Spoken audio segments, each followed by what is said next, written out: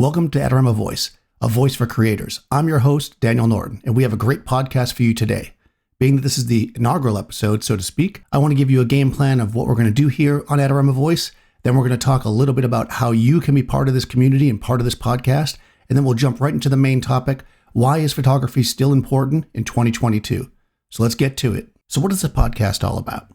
Well, in some ways, it's a response to something I've been noticing over the last few years in the photo video verse, we'll call it, which is there's lots and lots of content out there about how we create and techniques, things like that, but so little about why we create. And I think this is such an important topic that here I am talking about it. Also, I wanted to create a podcast that was good for all levels of creators and all types of creators for that matter. Sometimes when you're doing strictly technique videos, you kind of cluster them together, right? Because different levels of skill, you're going to look at different videos or different blog posts or different podcasts. But by creating something about why we create, this doesn't really change. We're always going to need a reason or have reasons as why we create, no matter if we're just starting out and wanting to be a creator, growing through our career, always to those who do it professionally. So here is the thing. This podcast is going to be a community. That means that I need you. And because I'm using the Anchor platform, we're going to be able to take voicemail messages, and you can also write me a message on Discord. I'll put all the information at the end of the episode. And each episode, after I say my piece, we'll play some of your calls and we'll discuss it. I want to hear from you. What are your thoughts on these various topics? What do you think about what I'm about to say in this podcast and what you want me to say or what you think I might want to talk about in future podcasts? So again, I'll put the information at the end for that, but we want you to call in. Call in, write in, respond. This is going to be a community. It's going to be a conversation.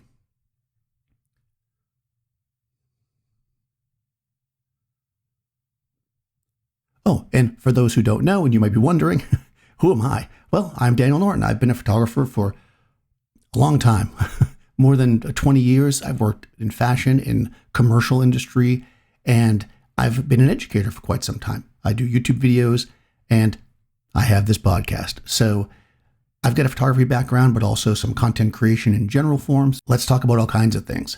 I want to learn from you as much as I hope you're able to learn from me. So this week, I want to talk a little bit about why I believe that photography is still very important in 2022. Of course, I'm starting off with the idea that it was ever important.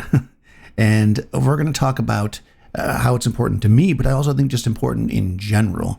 And, I'd love to hear what you guys think. So clearly, I'm a photographer, so photography is a big part of my life. But I think that for a lot of people, photography is a big part of their life, even if they're not paying attention to it all the time. And I'm a child of the 80s. I grew up mostly in the 80s. And back then, of course, there wasn't digital photography, but photography was around. We had photo mats and we had quick ways to edit. They had 1 hour photos, but people still sent images, their rolls of film off to be processed, which usually took a couple of weeks. And you'd usually have like that one person in your family, that was the photographer that had like the nicer camera with maybe a flash on it even. And then everybody else just had kind of like instant cameras. But, there were times during the year, let's say as a kid, where photography was important, right? There'd be like a family picture, right? Or if there was a new member of the family or possibly for a holiday card, people even did that back then, right? But every once in a while, you do this like family picture when people got together, usually around the holiday. And then, of course, you'd have school pictures, right? There'd be school picture day and people would, get dressed up for that. And it'd be a big deal. And not that they don't have school pictures anymore. I mean, obviously they do. And it's actually a decent business. If anybody out here does school pictures, I'd love to know about your business because it's really interesting to me. I've helped out some school picture people working out like different ways to do portable lights and stuff, but that's a whole other story. But anyways, we'll devolve, hopefully. We won't devolve, hopefully, into that. But now, like, I have lots of friends that have kids, and it's like the first, I don't know, during the beginning of the year, you see lots of pictures of them. It's like first day of school, second day of school, third day of school, which is awesome, right? Because it's not just a once a year that we get this like school picture, but we can kind of get a feeling for what's going on in their lives, even though we're not there all the time, right? And when we think about things like, for instance, National Geographic magazine, right? When I was a kid, that was like really interesting. Not that it's not anymore, but to me, because, we're seeing places that we would never have seen normally. There wasn't the abundance of not only photography, but also TV shows and stuff like that. You'd see these specials once in a while, but if you were interested in, let's say, a different part of the world, I'm in the United States, so maybe when I was a kid, maybe I might be interested in like Egypt or something, and people were like talking about the pyramids. That's like an obvious thing, right? And you could see these like photo essays about them, and it was really, really interesting and powerful. And of course, photography of war is a big one, but also, political upheavals and changes and those type of things are also topics that have been covered, forever in photography, ever since photography was a really viable means of communication.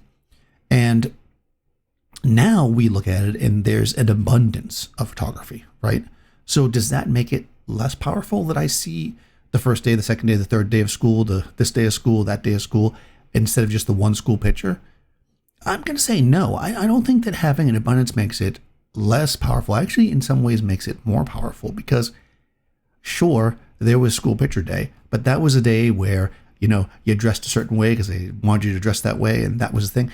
None of my school pictures, if you look at them back from then, really represent me then, right? If I look at them, if somebody was to look at that in some yearbook or something, they would be like, okay, they get a certain idea of what was Daniel. But if every day or, 10 times during the school year, my parents had taken a picture with me or of me, then I would have a much better idea of what it was really like to be me, right? Not the day that I had the perfect haircut and the sweater that I had to wear and that stuff, but just me at that age, documenting my life through that time. And it's not that people didn't do that, but I think because photography was not just something that was constantly on people's minds, a lot of people didn't unless they were really into it. I was fortunate to have an aunt that was a great photographer, still is, and she traveled all over the world and brought back these pictures and really, really inspired me. And of course, she would make great photos of us with, exotic looking to me, cameras with long lenses and all those other things. And it really got me thinking about like how cool it would be to do that. And here I am, photographer many years later. So I think this is really interesting. But on that note, right? So let's say that you are a traveler. You can travel to these different places and see these different peoples and different monuments and different structures and landscapes and photograph them. And we're going to talk about what it does for you as we progress. But right now, I just want to talk about the idea of, even if you're thinking about professionals, like people from National Geographic that like go there and spend months there and really document things, are they really capturing the real right thing at its heart all the time? And some of them might be, but I think that the idea of somebody being able to capture what's around them and then putting that out for others to see really gives us a different and maybe a more precise or exacting, look at how things really are. Okay. So like if I were to go to Brooklyn, I'm in New York, if I go to Brooklyn, what I might see in Brooklyn or what somebody who's traveling to New York and says, hey, I want to go to Brooklyn, what they're going to want to see is probably something different than what the locals would normally see. I mean, they'll know the things to bring people to because, of course, people are going to ask. But they've got their favorite, corner store that's got, the best pizza or whatever. They've got their place where they get a deal on this. They got their corner guy that does egg sandwiches. And that's the local stuff, right? And to me, the power of photography now is that we can tap into that. We as outsiders to this location, we can tap into that either because we're going to visit and we want to know what the locals really do and we want to kind of embrace that and experience that. Or if we can never go there or don't plan on going there but are just interested in it, we can look at those images that are put up online, let's say Instagram or other social media, and kind of get a feeling of what it's like to be somebody in that place at this time, at 2022, in 2022, guys. What is it like to be someone from Brooklyn right now? And that's different than what it was like to be someone from Brooklyn 10 years ago or 20 years ago or 30 years ago. And sure, there are images from back then, lots of them, I'm sure.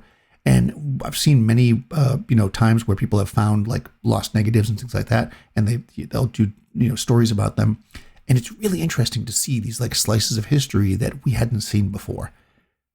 And now we're making that, right? All of us are. It's not just the handful of people that are the really dedicated street photographers or the really dedicated documentary photographers. All of us are doing that now. Every time that you go out and we make a photo with our phone and we put it up, oh, this is what I saw today, or this, this funny thing, or that sign, or this or that. Here's my friends, and we're, eating at this restaurant. In 20 years, that restaurant might not be there, right? Those people that are around, like the styles, the looks, everything might be completely different and changed. And you are creating a document of your time every time you make a photo, even if it's a very simple photo, let's say on your phone. The abundance of photography tools available to us, the abundance of cameras, effectively, having that many people that have cell phones have phones that have cameras in them. They either have smartphones or even some simple phones have cameras in them. Putting photography into more and more people's hands doesn't water it down. It actually gives us the details, right? If you think about it from, I'll get into a photography technical thing for a second here. If you think of it like an image, right? If you were to do a super high contrast image where it's just black and just white, that's kind of what we were getting, right? These extremes, because we weren't really getting everything. But as more and more cameras are out there and more people are taking photos and contributing to the world of photography, the grays and stuff start to fill in, where finally we get this beautiful image with beautiful transitions, and we can see all the different colors, even though I'm talking black and white. I'm mixing my metaphors, mixing together to create together a really fuller picture. And I think that's great. I think that is one of the things about photography that I really like when I look at it. So as much as we can become the local or see through the eyes of the local, right? When we're putting our images out there for the world or whatever, we can also be documentarians of not only our environment and stuff, but our friends and family.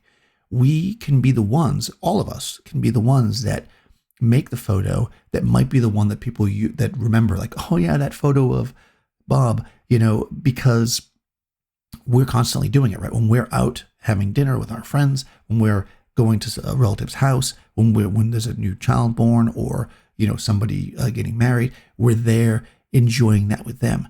And those memories, that documentation of the history is something that we can all take part of now. And that's not, I guess it was always the case if you had a camera, but now it's much more available and much quicker, right? There was this magical thing when I was younger called the Polaroid. And a Polaroid's amazing, right? A Polaroid allowed you to see the picture right away. You'd be out there, you take your Polaroid picture, you wait the 2-3 minutes, and now you can see it. We can all enjoy this picture immediately.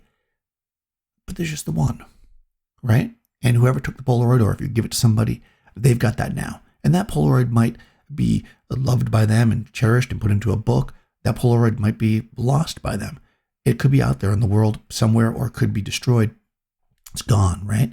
But if I make a photo with my phone and the next thing you know, I'm sharing it, airdropping it, or putting it onto, some social platform, now everybody that was there can enjoy it. And you could do that, obviously, with negatives. You could make prints, and people did do that. But again, you would need to wait. You might not see those people for months and months. You might forget. So having the access to something that not only can we see right away, so we can enjoy it in the moment, but also that's shareable, just really amplifies that documentarian part of us, but also the historian part, the part where we make the photos and then we can remember. And when, if you're, as you get older and you graduate from school or college or whatever, and friends that you had, they move away, they're going to different colleges and schools or whatever, and they're going to different parts of the country for work, or they get married, or they go to other countries, you can keep in touch with them and continue this connection very easily now, where it would have been much more difficult before. I could say that I am not in contact with very many of the people that I went to school with, because I live far away now from where I grew up. And sometimes I see those people, and some of them I stayed in touch with, but I would probably guess that when the people who are in high schools and colleges now are my age, a little over that age, they will be probably almost certainly in more contact with friends from their past than we were. This is keeping connections and communities together, because the photography becomes a means of communication, a means of connection, right? You don't always necessarily have time to talk to every single person on the phone or tell them all what happened in your day. But if you take a picture of you and your family getting ice cream and they all see it, now 100 people, observing that image now have that story without having you talk to each one individually, which means that you can spread that out and stay in contact with more and more people. So photography has always been and will continue to be a way to bridge both distance and time. And one of the great things is for all of us now, not just for the people who happen to be the few that can be published in travel magazines or whatever, we can all share that. We can share our own neighborhood. We can share our street fair. We can share our county fair. We can share our trip to the amusement park. We can share our art. We can share our love of nature. We can share anything we want via images, because there's this universal language that is photography, right? If I put a picture up of my backyard, a flower growing, somebody on the other side of the world could be looking for images of flowers, see that picture, and then we connect. We don't even have to speak the same language. That connection is visual, and anyone able to see the image and observe it can get from it something. The same emotion maybe that I had when I created it, maybe information about it. We can all look at it any way we want, right? But effectively, we are able to communicate what it's like to be us, share a little bit of our lives with strangers, with the world, with everybody that we want to. We're sharing these little moments of time that we love with strangers who can get something from it, can really get something that they enjoy from it. You probably have looked at many photos and thought, wow, these are great, or videos or whatever, and really enjoyed it. And it inspired you. It did these things. Somebody out there was somebody who made that photo. And there's photos that you're making and videos or what have you that people are looking at, and that's inspiring them. And it just creates this large community around these ideas, even ideas that might seem silly, like broad appeal stuff like, if you use a prism, you can create a rainbow, or if you smoke grenades and walk through the woods and create puffs of smoke behind you, you can create these fun, exciting things. Those are all techniques or whatever you want to call them, and maybe it might be like, oh, wow, everybody's doing smoke grenades. But the thing is, that's a common connection, right? So we can start looking at this. And again, we meet virtually through this medium of photography, people that we never would have met before because of that. This broader appeal effectively brings in more people, and more people means more diversity.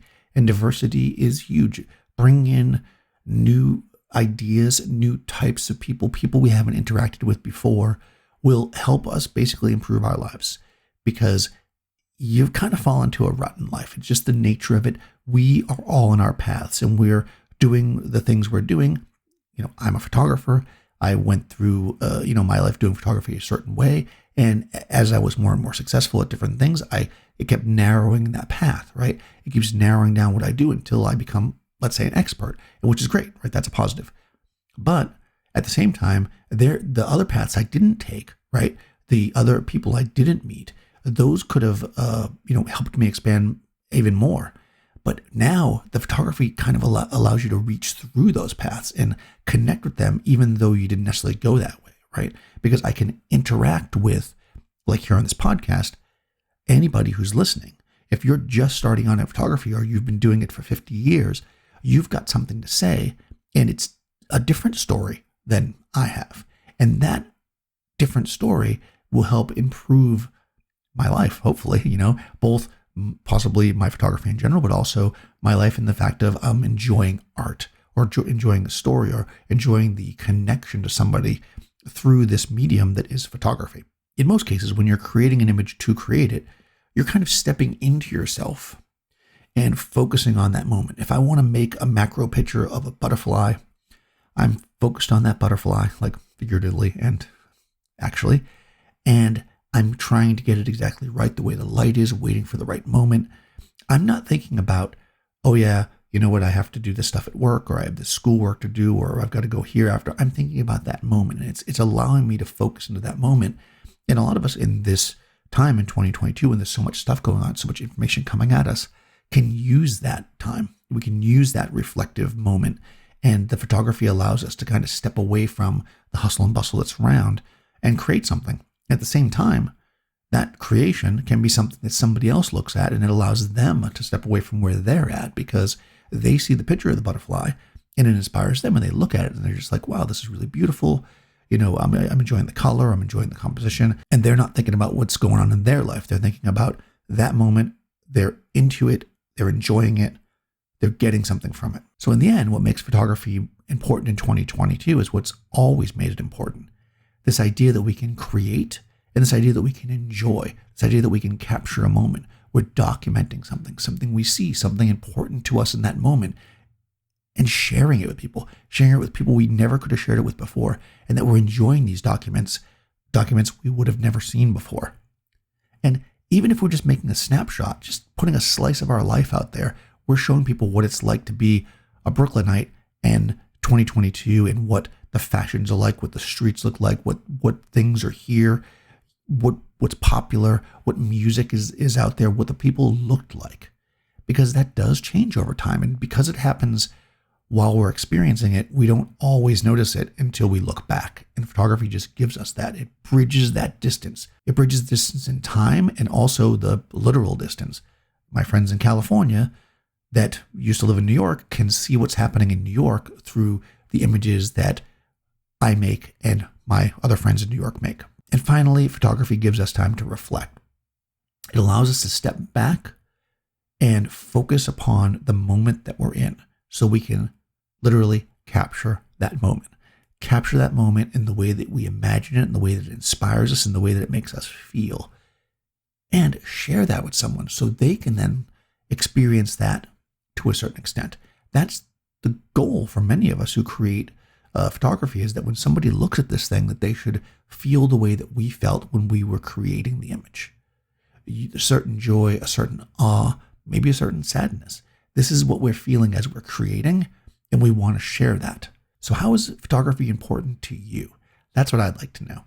Do you look at it as a release? Do you look at it as something that you can just enjoy? Do you look at it as a way to document what's around you, to help with, political or social movements? Photography has done and continues to do all these things. What does photography do for you? That's what I'd like to know. Well, thanks for listening, guys. I look forward to hearing from you. So as I said, I want you to become part of this podcast and part of this community. And the way you can do that is you can go using the Anchor app, or there'll be a link in the description where you can go to use your browser and you can leave me a message via there.